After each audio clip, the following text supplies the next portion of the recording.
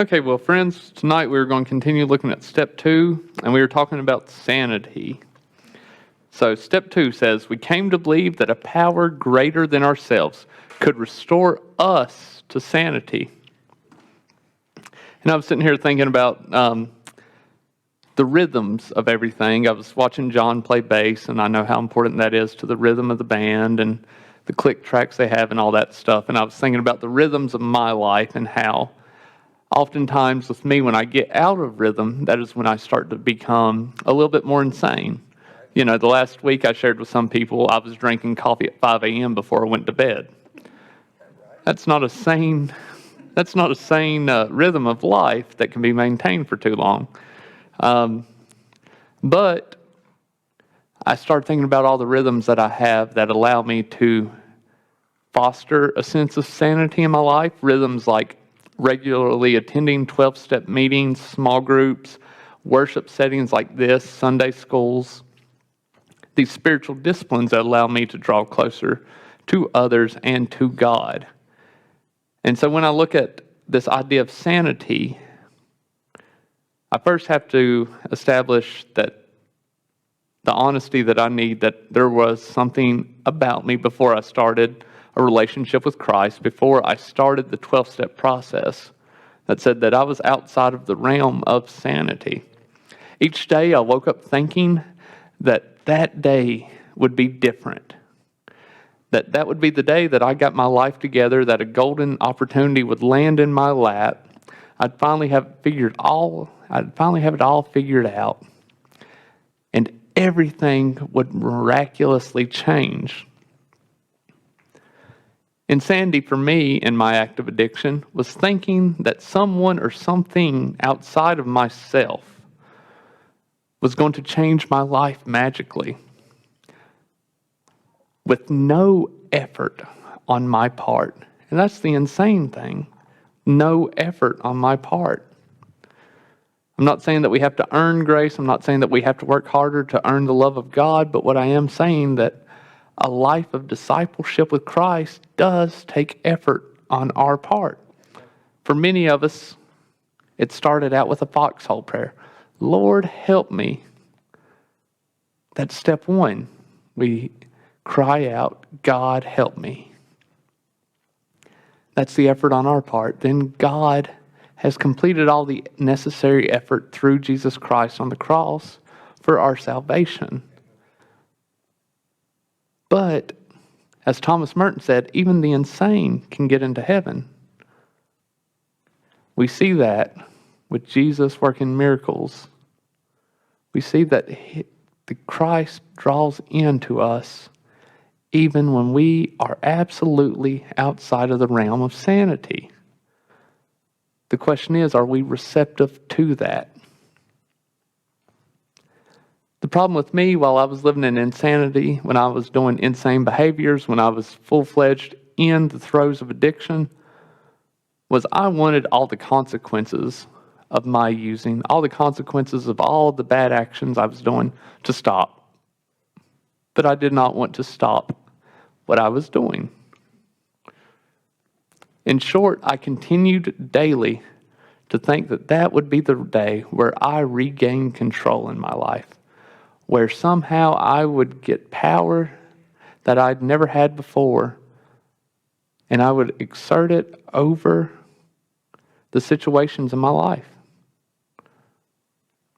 That day would be the day that I would be able to face all these problems in my life, my own self-centered problems. But the truth of the matter is, when I was living in that situation, I had a hard time admitting that I was the problem at all. I blamed everyone around me. I blamed my family. I blamed my boss. I blamed the world. I blamed luck and karma. Everything but me, who was always the center of attention in every other thing. But soon after admitting that I was powerless, and soon after we admit our powerlessness, in step 1, we are left with a question. Now that I know I don't have the ability to change my own life on my own, what can I do? After we've worked step 1, after we've been introduced to the 12-step process, after we have detoxed off the drugs, after we've gotten ourselves out of the unhealthy situation, after we've been made aware of our codependency, we often feel exposed. We often feel vulnerable. In the 12-step process, like I said, it would be cruel to stop at step 1. But here we arrive at step 2 with the statement that we came to believe. At this point in the 12-step process, we've came to believe, and we might still be early in that belief, and it might be constantly changing and evolving and renewing itself over and over again.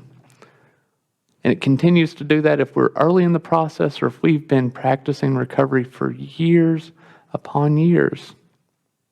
But the words came to believe, they mean that we have made progress and we continue to make progress. Then we move on to a power greater than ourselves. And it says that that power greater than ourselves could restore us to sanity. This is the line that delineates, this is the line in the sand that says, this is a positive power greater than ourselves or negative power greater than ourselves. Those negative powers we talked about a couple weeks ago, drugs, situations, people, the things that we use to change the way that we felt, the things that we use to change the way we perceived and interacted with the world, those took us further and further and further away from sanity. But the powers greater than ourselves that restore us to sanity, those are what we are after in step 2. Those are the positive influences on our life. And of course, those positive influences lead to a deeper and richer and fuller experience of God when we turn our will and our life over to the care of God. So how can we get from the actions that we started to realize were so insane to a place where we could be restored to sanity? Just like if you're in a fender bender or any kind of wreck, if your car has a dent in it, oftentimes you can drive around for days, weeks, months, even the lifetime of the car without getting that dent fixed. Most dents do not affect anything but the aesthetic.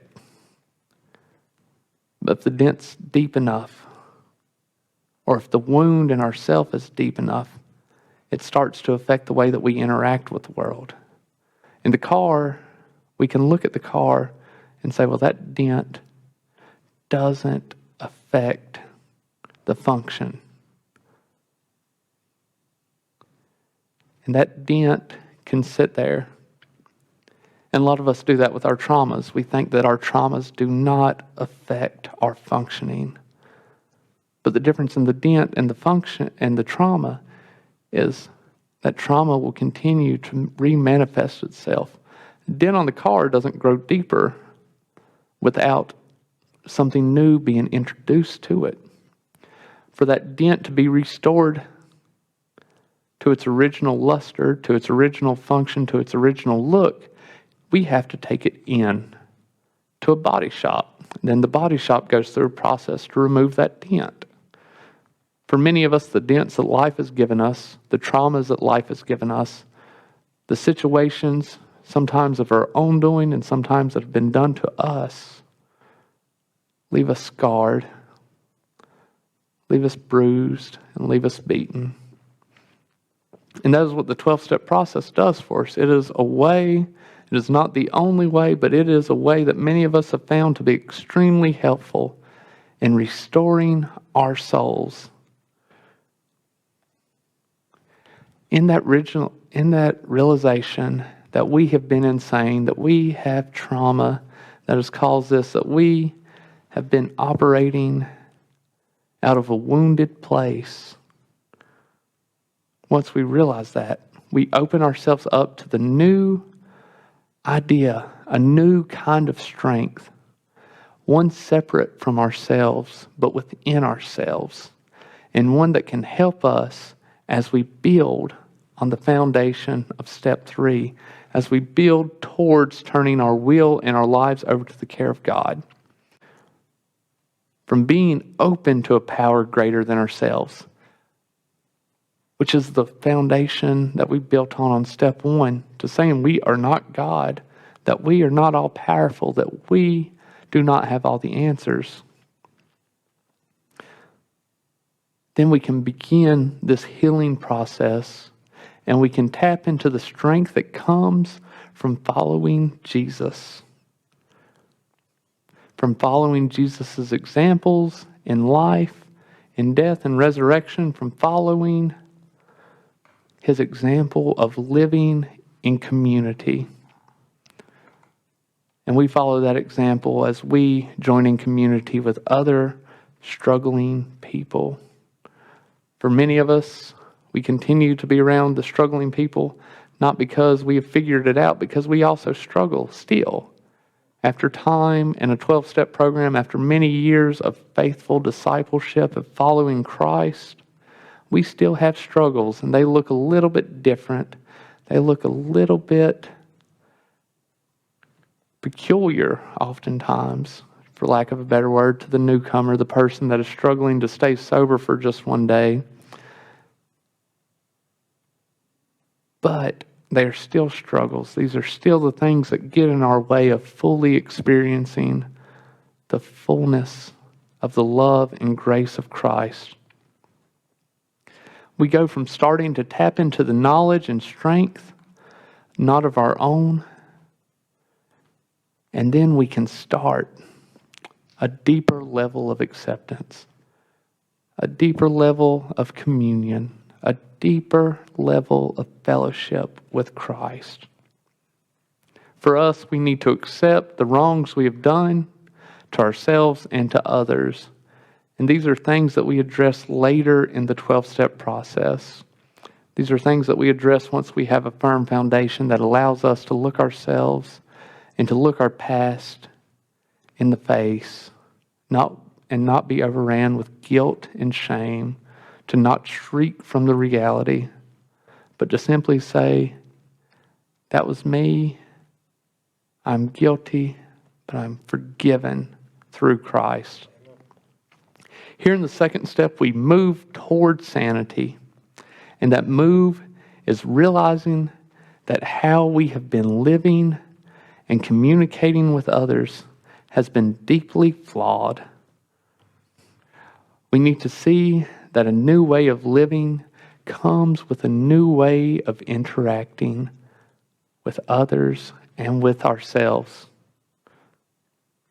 We need to relate to people differently. And that's why we talk so much about small groups here. For me, that was the first place, my home group, other 12-step groups that I was a part of, that was the first place in which I learned to interact with people in a healthy and meaningful way. And that comes with time, and it comes with practice. Just like I was talking about the rhythms of life,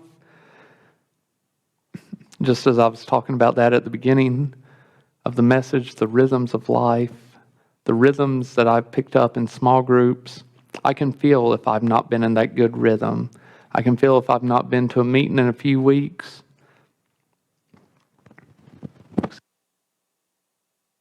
Sorry. See, a new thing I learned, I can mute that and you don't have to hear me cough.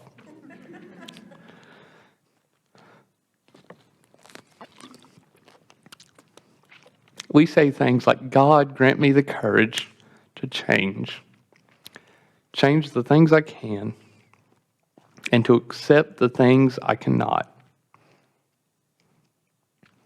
That honest statement allows us the ability to hold others in the same grace they've been holding us for all these years.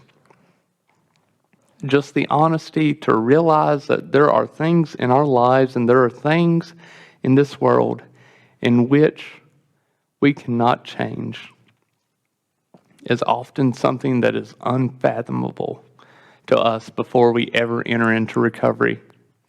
The truth of the matter is, I cannot change you or myself, and I cannot change what happens to me in life, but I can change the way in which I react to the situations by simply accepting responsibility for myself and for how I interact with others in those moments, in this moment, and going forward. 2 Corinthians chapter 1, verses 8 and 9 says, "We were really crushed and overwhelmed and feared we would never live through it. We felt we were doomed to die and saw how powerless we were to help ourselves. But that was good." Paul writes, that was good. "For then we put everything into the hands of God, who alone could save us, for he can even raise the dead." Just like Paul, our restoration to sanity comes after a realization of how powerless we were and how powerless we still are. Our restoration comes after a realization. Like I said, that passage continues and it goes on to say that God alone could save us, that nothing of our own might, nothing of our own power, nothing of our own will could save us, but God alone. And just as Paul, in writing that and living out his life that we see portrayed over Scripture over and over and over again, we also expect God to continue to show up. This didn't go my way. They didn't treat me the way I should have been. I didn't get the job that I wanted. I didn't get the big break. But God kept showing up. But God was faithful. But God reminded me. And we see these things over and over in our lives. But God alone could save us. Hopefully, the more sanity that is restored to us, the less God has to save us from. The less times God has to save us from our temporary lapses in sanity, our temporary lapses in judgment, our temporary lapses in character. But God shows up every time we are in need. And the question is always, are we ready and willing to accept the need, the help that God offers us? I know for me, sometimes God shows up and he hands me an answer to a prayer, and I don't like that answer. I think it should be much easier, a much softer path. But God showed up with the answer that was right for me in that time. I know when I got clean, when I got arrested, the judge offered me the opportunity to go to rehab, to go to treatment. And that was the only stipulation for me to even get out of jail, to have a bond. I did not like that idea. I thought it was stupid. I thought he was unqualified to do such. He was not a medical professional. He looked weird in that robe. I don't understand why people wear robes for work, but that's a whole nother topic. And then that was not the solution that I wanted in that moment, but that was the solution I needed. That was God working through even someone I looked at and despised in that moment. Prayer. And I don't like that answer. I think it should be much easier, a much softer path. But God showed up with the answer that was right for me in that time. I know when I got clean, when I got arrested, the judge offered me the opportunity to go to rehab, to go to treatment. And that was the only stipulation for me to even get out of jail, to have a bond. I did not like that idea. I thought it was stupid. I thought he was unqualified to do such. He was not a medical professional. He looked weird in that robe. I don't understand why people wear robes for work, but that's a whole nother topic. And then that was not the solution that I wanted in that moment, but that was the solution I needed. That was God working through even someone I looked at and despised in that moment. And that was where, in a secular 12-step AA, NA focused treatment center, I was introduced to God, that I was reintroduced to the Christian life, that I gained the courage to even start exploring a life of being a follower of Jesus. One of the watermarks for me when I look at how well I'm doing on which side of the line I am, if I'm standing in the insanity cycle or the sanity cycle, if I'm standing in a sane, reasonable place, was how honest I was with people. In a simple, very simple gauge for me, and it still pops up from time to time, is if you ask me where I'm at, how honest I am with how long it's going to take me to get there. In my active addiction, I remember telling people I'll be there in 10 minutes and realizing I was 2 states away. I remember someone asking me what time I would be there, and they had a good reason to ask me. They were my boss and wondering what time I'd be at work. I was in South Carolina, living in Virginia. I said, I'll be there in about an hour. I forgot I was even in South Carolina. I thought I was in the next town over. But there was no integrity in me at that time. At that point, I thought not telling people where I was, how long it would take, was a survival mechanism. And today I can even see that crops up from time to time. Someone will ask, oh, well, how long is it going to take you? And I know they want me to be there quickly. So I'll say I'm 15 minutes away, knowing full and well it might take me 30. I know that's not the biggest thing in the world to be 5 or 10 minutes late. But one of my character defects is people pleasing. So all I'm doing is just delaying their displeasure in me. If I tell them that I'm going to be a few minutes late, they're displeased with me right then.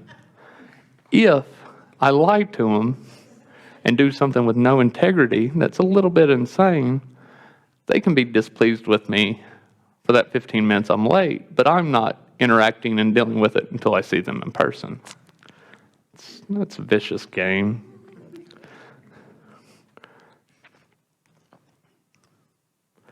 And the same is true about if they ask me why I was late. I can say the traffic was bad while I've been sitting in the Starbucks line. It is bad traffic in there. Or I could just tell them sometimes I'm poor at time management.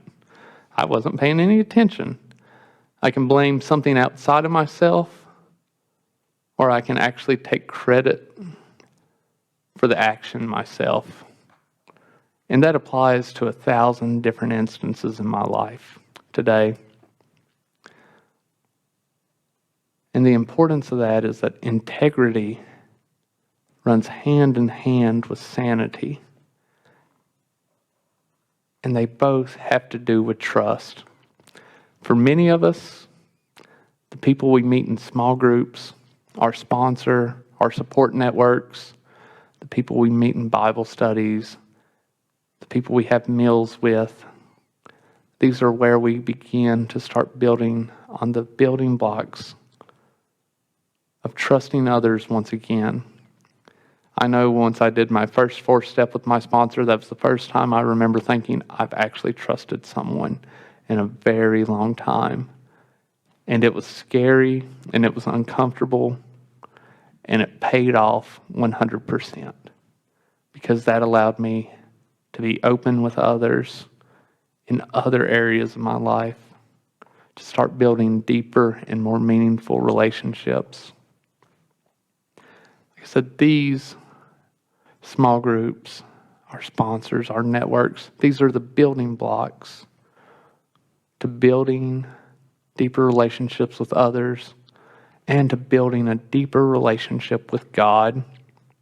that's more than just memorizing lines of scripture, that's more than just memorizing sayings and mantras and just checking the right boxes to get something that we want in return, to have an actual relationship that is not transactional of nature. In learning to trust God, we are learning to trust His grace, which allows us to begin to trust ourselves eventually. I know for the longest time in my recovery, I did not trust myself. I was terrified when I got off of probation, now that the consequences were gone, that I would just go back to doing the same things I did before. And I remember sharing those fears with my sponsor. And he said, change always brings about fear, but trust God and trust yourself. Sanity is an odd thing. Without it, life gets unmanageable. And with it, some would say that life gets a little too dull.